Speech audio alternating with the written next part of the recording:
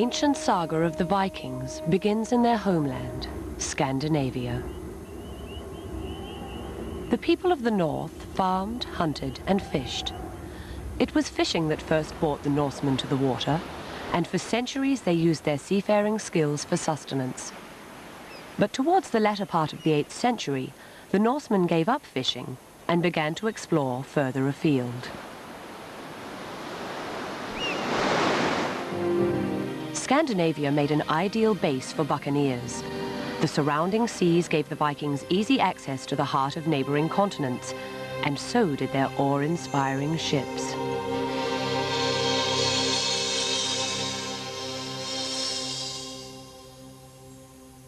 Viking ships were technological miracles, painstakingly developed by the Norsemen over nearly 10 centuries.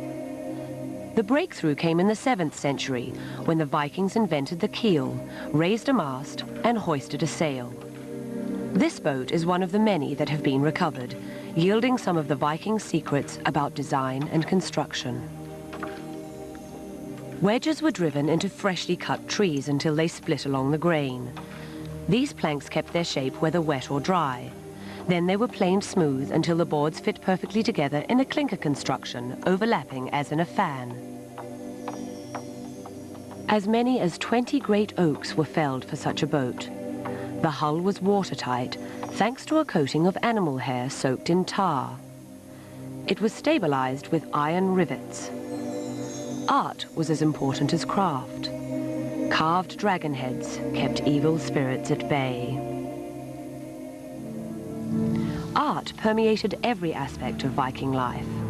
Even small everyday items such as combs were embellished with symbols, icons, and runes, the letters of the Viking alphabet. Runes were designed to be carved with a knife on wood. The runes have their own characteristic shapes. Curves were avoided because they were hard to cut. So were horizontal lines that might blend in with the wood grain, muddling the message.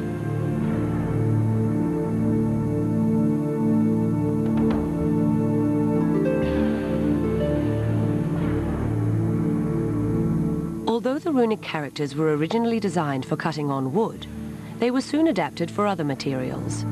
Consequently, there are many surviving examples of runic inscriptions on stone, metal, and bone.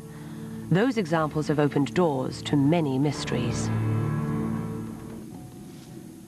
But science is slowly unmasking some of the mysteries surrounding the Vikings.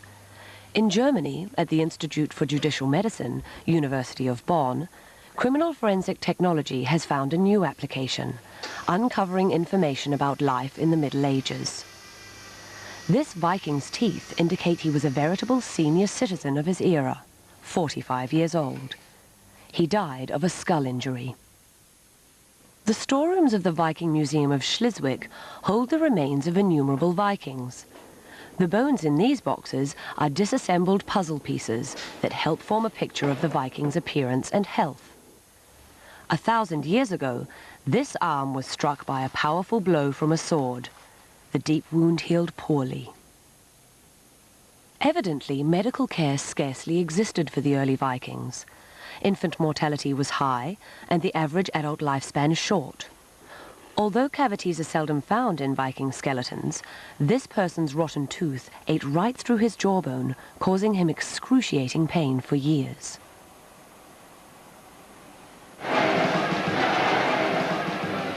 The Norsemen bore hardships, but they would soon become the embodiment of invincibility.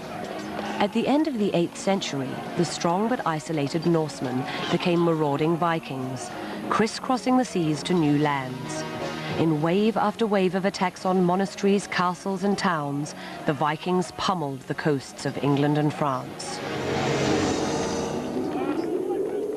The Vikings cleverly exploited the element of surprise, and some of their bloodiest invasions took place on feast days or during religious events. Within a few decades, the world had come to fear an ominous horizon, the red sails and dragon heads of the Vikings' fleet. The 300-year Viking reign of terror left few without battle scars. While groups of Vikings were settling in the British Isles, other Vikings sought their fortunes in another part of the world, into the uncharted lands of Viking legend. Sometimes the hunger for more open spaces provided the motivation to set sail. Other times the catalyst would be domestic conflict. After Viking Anderson killed the sons of an influential rival, he fled 1,500 kilometers northwest into the Atlantic, where he had heard rumors of a land where butter dripped from the grass. The climate had been growing milder for several centuries, which meant the thick ice that had once covered the whole of northern Europe was now receding, opening up new waterways and exposing new lands. Anderson and a couple of dozen settlers reached Iceland in the year 870. The first vistas of their hoped-for homeland were undoubtedly daunting. Two-thirds of the barren terrain consisted of lava and glacier. The climate was raw and winters were long and dark. The arrival of the Vikings frightened off Iceland's existing residents, Irish Christians.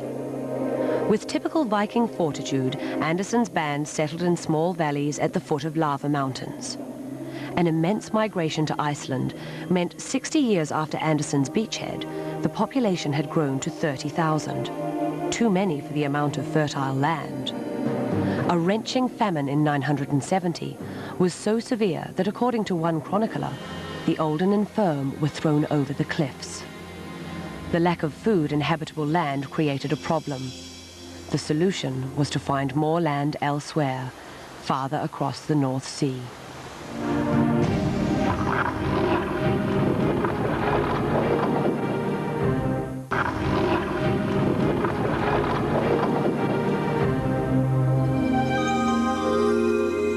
In 982, Viking Eric the Red left Iceland with 500 men, women, children, and their belongings across the waters to a land he named Greenland. It was a perilous journey. Out of 25 ships to leave, only 15 reached their destination. Nothing could have been further from their expectations. Greenland sprawls almost entirely within the Arctic Circle. Then, as now, the climate forbids agriculture.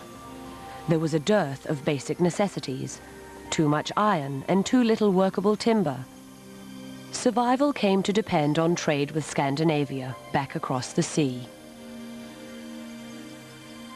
By the year 1000, the population was estimated at 3,000 people living on 300 or 400 farms. This small community of Vikings endured for 500 years before disappearing forever. In the cold cellar of the Copenhagen Geophysical Institute in Denmark, history is stored at -60 degrees Celsius.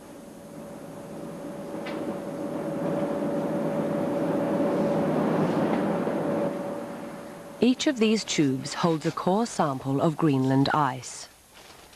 Like the rings of a tree, sheet upon sheet of ice has been layered over time.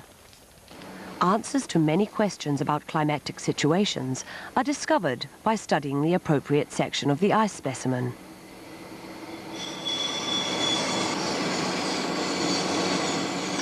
To the naked eye, one crushed ice cube differs little from another. By atomically dissecting the ice, extremes and seasonal variations in precipitation are revealed. In this apparatus, the heavy oxygen isotopes found in the water are counted. When their number is great, a warm climate is indicated.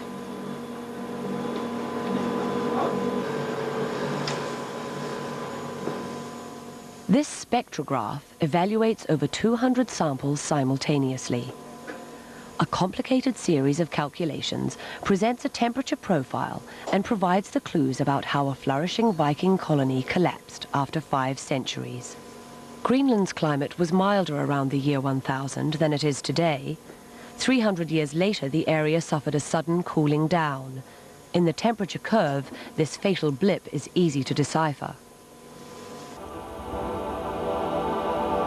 In 992, the son of Eric the Red, Leif Erikson, left Greenland with 35 men in search of new territory.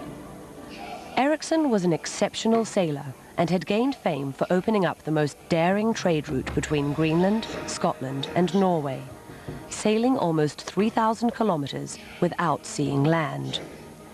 Then he set sail for the west. Erikson and his men eventually reached green and leafy coasts, a fitting description many believe of North America. Ericsson's band returned to Greenland, and perhaps their tales of mild climate and fertile soil inspired more legendary voyages to the New World. Where they went and how they got there is still part of the Viking intrigue, the inspiration for centuries of study and speculation. But scholars have pondered a more practical question. Not if the Vikings reached foreign lands, but how they did so, out of sight of land. One answer may reside in the Danish National Museum in Copenhagen. Here, a tiny item in a collection of small archaeological finds is the center of a new Viking dispute, this time an academic one. Some scientists believe this fragment of wood is an ordinary button. Others insist these markings are of much greater significance, believing they represent sun positions by which the ship's position at sea can be determined. If this theory is true, the Viking Age navigator had a sun compass to find his way across the North Atlantic when he was out of sight of land. There is still scientific conflict of whether that device actually existed and was used by the Vikings. In 1889, a Minnesota farmer named Olaf Oman dug up a large flat stone entangled in the roots of a tree. As Oman's son brushed the soil off the rock, he noticed stick-like characters etched on it. Immediately recognized as runic inscription, the rock was dubbed the Kensington Stone after its location and put on public display. It attracted the attention of several scholars, including one from the University of Minnesota, who was able to translate the Viking runes. 8 Swedes and 22 Norwegians on exploration journey from Finland westward. We had to camp by 2 rocky islets, 1 day's journey north from this stone. We were out and fished one day. After we came home, found 10 men red with blood and dead. Have 10 men by the sea to look after our ships, 14 days' journey from this island. Year 1362.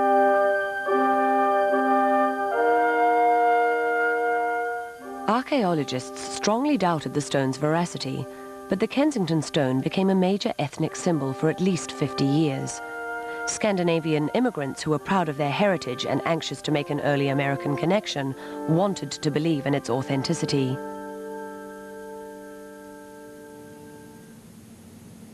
Documents from Oman's estate, housed at the Minnesota National Archives, such as these newspaper clippings, showed how much he enjoyed the fame and how well this allegedly illiterate man knew his Scandinavian history. He owned a multi-volume set of textbooks which included the runic alphabet. In handwritten notes, he described the fairy tale-like setting of the place of the stone's discovery. But the pièce de résistance, Oman was a Swedish immigrant who had learned the trade of stone carver in Sweden. The Kensington Stone is perhaps the most disappointing rune forgery because it is the most ingenious. The only items discovered in the New World which have a legitimate claim to be Viking relics aren't even on the American continent today. And like their many ancestors, these relics withhold as many secrets as they divulge. A bit of copper, a worked-on piece of bark. These are the last vestiges of a Viking settlement in the region. Then there is this walnut, which was unearthed in Newfoundland in America, but cannot have grown here. Interestingly, a bronze Nordic clothing pin, which very possibly could have been made by Viking hands, since the Native Americans did not know the craft of metal working with charcoal. The pin may have been made on this spot called Lancey Meadows. In this basin, other metal parts have been found, such as iron nails that bound the planking on ships. Viking ships.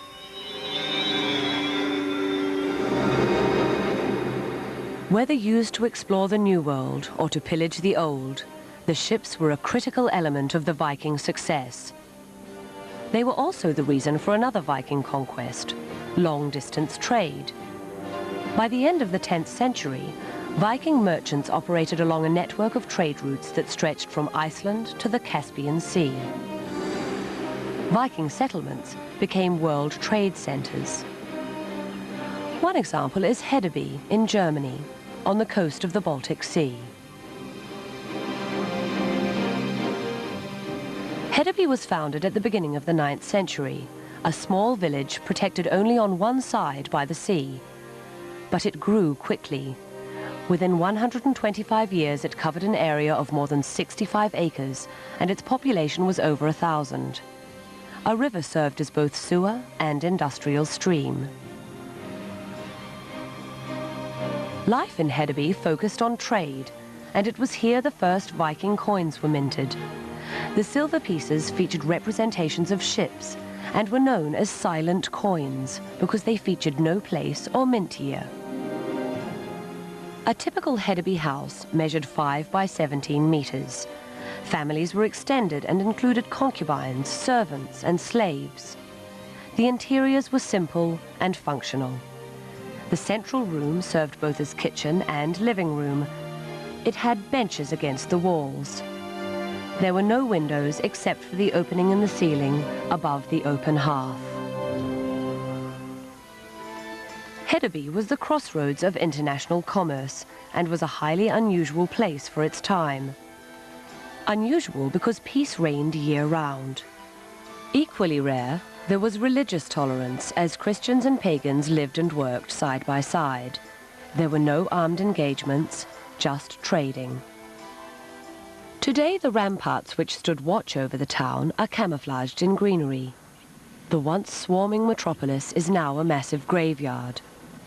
Archaeologists are akin to scientific grave diggers. Instead of a spade, they use a geomagnetic data logger, a system which measures the magnetic properties of the ground. Every alteration in the earth, whether it's caused by old beams or broken bowls, is picked up and stored electronically. From this data, scientists create a ground profile charted to the exact centimeter. Underground plotting is a meticulous process. A georadar shows the soil structure in even greater detail. The objects themselves remain undisturbed, preserved by Earth.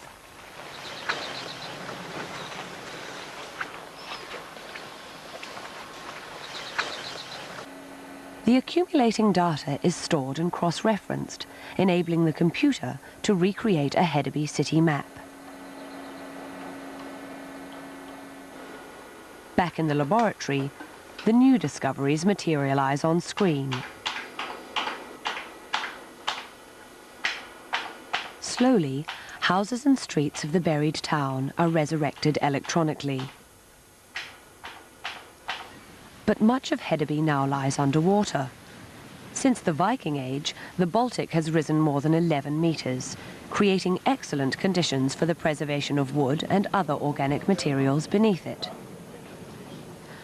Researchers are especially fascinated with Hedeby's renowned sea wall, a massive structure erected in the 8th century.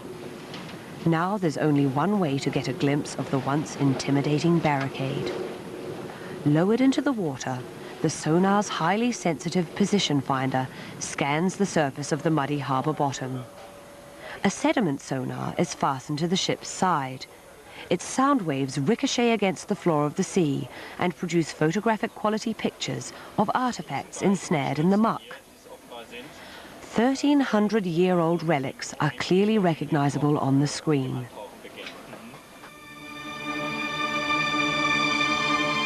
Underwater archaeology is a relatively new discipline. The waterlogged conditions of Hedeby Harbour are exceptionally good for the preservation of items that don't normally survive the passage of time. The diver's assignment today, to exhume part of the sea wall. His challenge? Choppy waters and a muddy sea floor. The combination renders underwater visibility almost impossible. Virtually blind, the diver must feel for his quarry, a 1,000-year-old beam.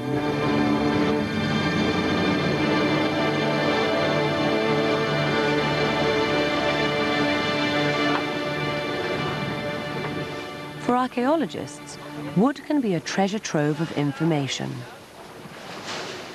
These planks are part of a magnificent Viking ship, which archaeologists recovered from Hedeby's slimy depths. Charred wood along the ship's side proves a vital clue in reconstructing the story of Hedeby's demise. Captured by the city's attackers, The ship was loaded with flammable materials and set afire. Then, like a giant Molotov cocktail, it was launched against Hedeby's palisade. The city became an inferno and a memory.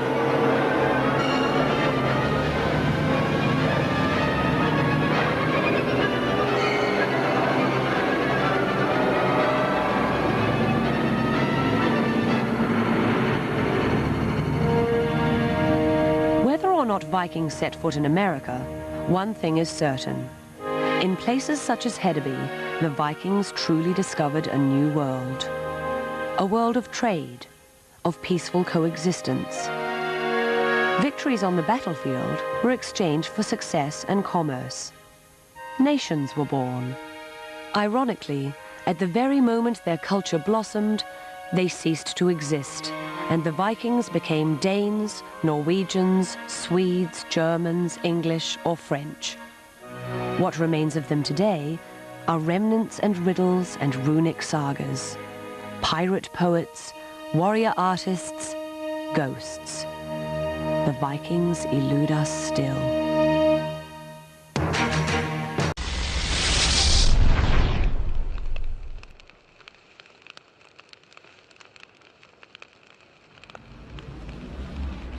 Vikings. The word calls up images of giants, grim warriors and fearless sailors capable of bravery and barbarism in equal measure. They hailed from the Scandinavian countries now known as Norway, Sweden and Denmark. The bleak, mountainous interiors of their homelands made them an outward-looking people from the start. At the beginning of the Middle Ages, they began pushing their longboats out from the fjords, scanning the horizons for precious land and sources of trade, and terrorizing the hapless Europeans who stood in their way. For more than 500 years, they swept into Europe, east, south, and west. The westward-looking Norwegians would move stepwise across the Atlantic, from the British Isles to Iceland to Greenland, and finally to a mysterious place called Vinland, somewhere in America. Every schoolchild knows that the rogue Viking Leif Erikson set foot in the New World long before Columbus's historic voyage. But until recently, just how the Scandinavians managed this navigational feat remained a mystery. The questions persist. Did they try to colonize the Americas? And how much of their seafaring skill did they bequeath to medieval Europe?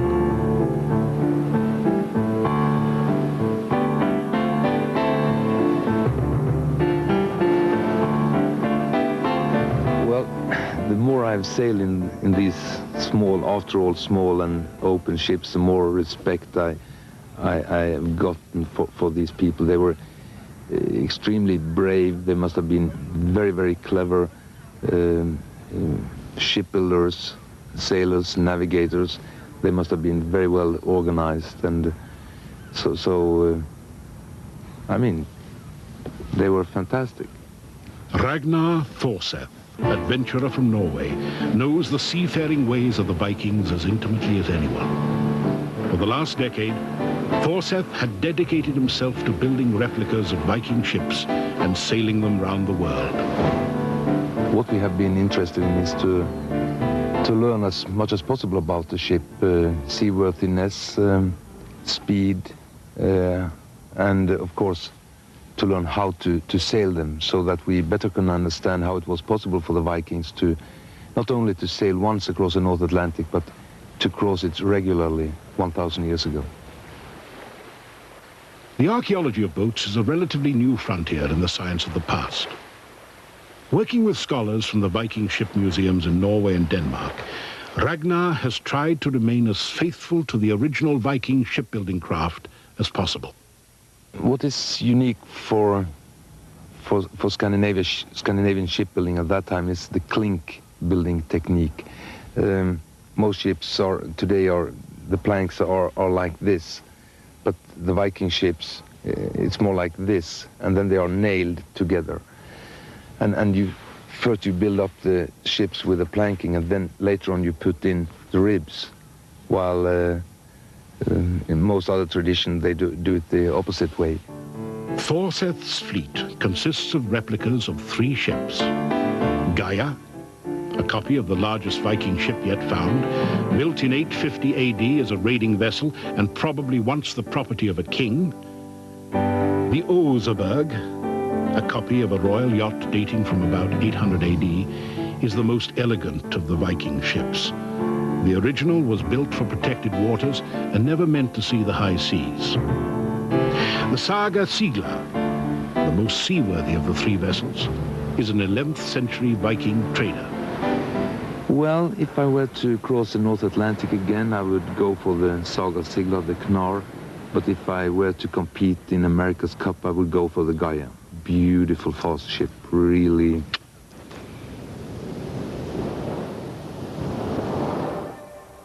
The story of the Vikings' expansion is intimately connected to the characteristics of the land they inhabited, the conditions that drove them outwards. Europe was helpless against the pagan horde. Wielding axes and swords with gruesome skill, the Vikings knew no reason to spare civilians, women, and children from their attacks. They ventured as far south as Spain, perhaps even sailing occasionally into the Mediterranean. In the 9th century, they grew strong enough to sack London and lay siege to Paris.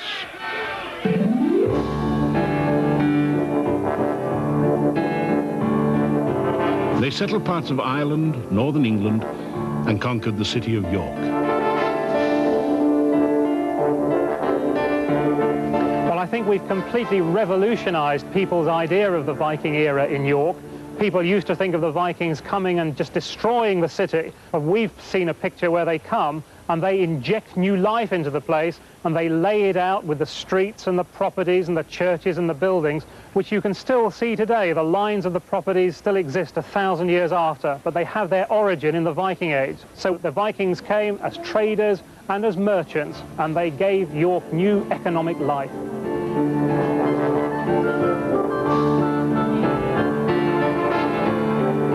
From there, they struck out ever westward. The Faroe Islands, Iceland, Greenland. In the process, they became learned seamen. We are pretty sure that they were able to establish the latitude they were on, and that they would follow the latitude. We are pretty sure that they had a sun compass to help them establish the latitude. We also know that they were well familiar with the planets, with the stars. For instance, the polar star, they called that the leading star, so they would always know the true north. And of course, anytime when it was clear weather, they would have the sun and the moon and the other planets. The problems, I guess, came up when they for many days had bad weather and couldn't see the sky. Then they could get lost, and but that was actually a good thing too, because the first man to get a sight of Greenland, he was lost, and also the first man, according to the tradition at least, to get the sight of Vinland or America. He was in his way from Norway to Greenland, and he got lost in a storm, and so.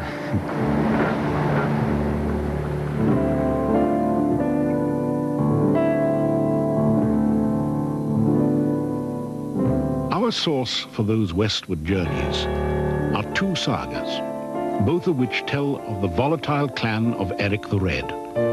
Theirs is a tale of discovery driven by violence and exile. Eric's father, exiled from Norway on charges of manslaughter, took his family to Iceland. Eric himself, exiled from Iceland after several fights and killings, set off in 986 to settle on the island of Greenland. Eventually, the colony would grow to several thousand settlers. It conducted brisk trade with Europe for several centuries. Greenland was a rich country. It had many resources which Europe wanted in the medieval period. Things as prosaic as walrus hide, which were used for ships' ropes, through things as mysterious as narwhal tusks. which throughout medieval Europe was considered to be the unicorn horn, the horn of this sort of very mystical and mythical beast. The main commodity, however, was ivory. And walrus ivory from the tusks of the walrus that lived in more northerly waters of Greenland was the main form in which tributes and various tithes were paid to Europe by the Greenlanders.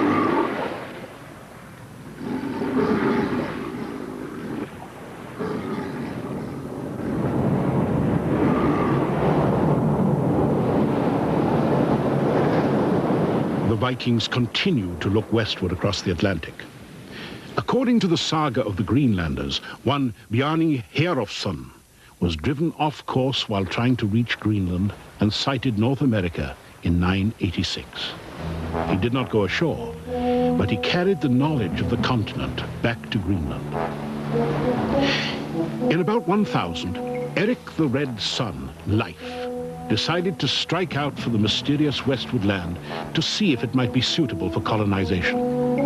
According to the sagas, Leif's expedition first happened upon a barren landscape backdropped by mountains and glaciers.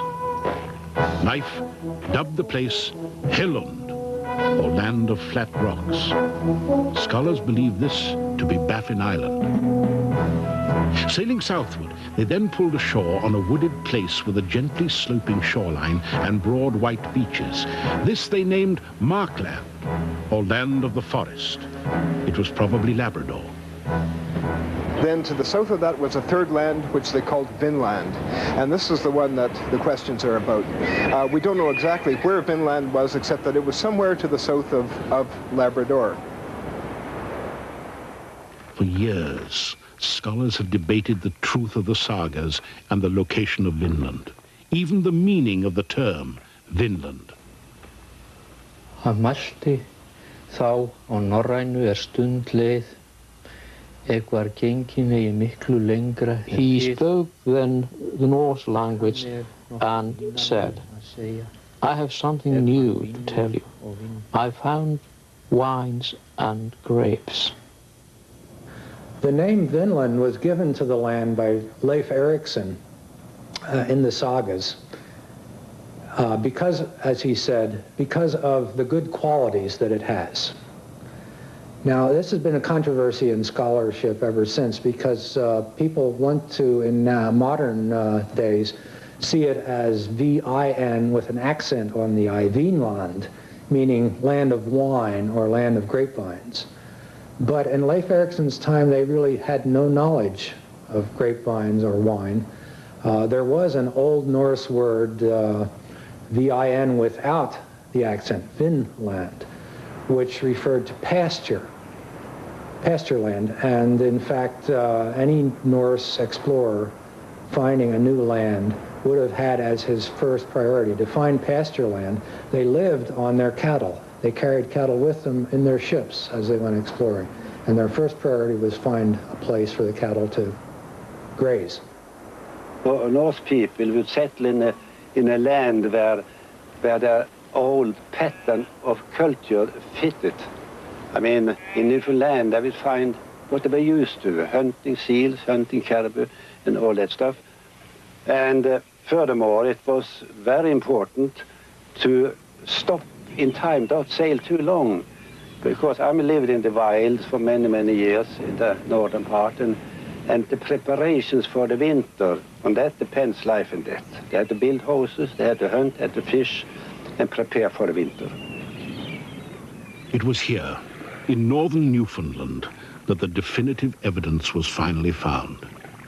Norwegian archaeologists Helga and Anna Stina Ingstad spent the better part of a decade sailing up and down the Atlantic coast of North America, looking for clues of the Vikings. In 1961, they arrived at Lance aux Meadows. Dr. Ingstad is a Norwegian explorer, but his wife Anna Stina was the archaeologist. And they arrived in Lance aux Meadows by accident, really, and they met with the local spokesman of the community, Mr. George Decker. Dr. Ingstad asked Mr. Decker if there was anything unusual, any humps or bumps or mounds around, and Mr. Decker said, yes, there are some Indian campsites up by Black Duck Brook. And there it was. Even if it was so overgrown as it was, and it was made very clear that it was remains of old houses. But we didn't know, of course, who had built these houses. There might have been Indians, there might have been Eskimos, there might have been fishermen, it might have been whalers, and at last it might have been Norsemen. Only excavation could tell the story. But personally, I had a strong feeling from my experience in Greenland and in western part of Norway that this was a place that the Norse people would like to build their homes.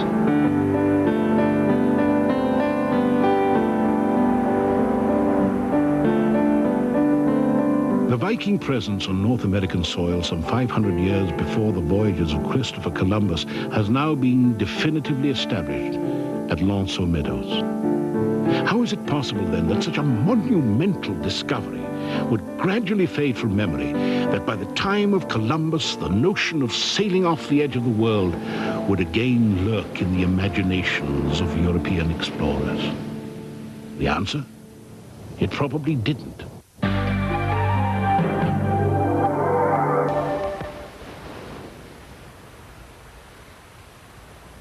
In 1957, Yale University acquired a rather stunning map dating from the mid-1400s. On its western extremity appears the island of Vinland. 400 years after life's journey, and 50 before Columbus's. If authentic, the map proves that the reality of transatlantic crossing was still present in the minds of Europeans. Part of the controversy about the Vinland map is the question of its provenance.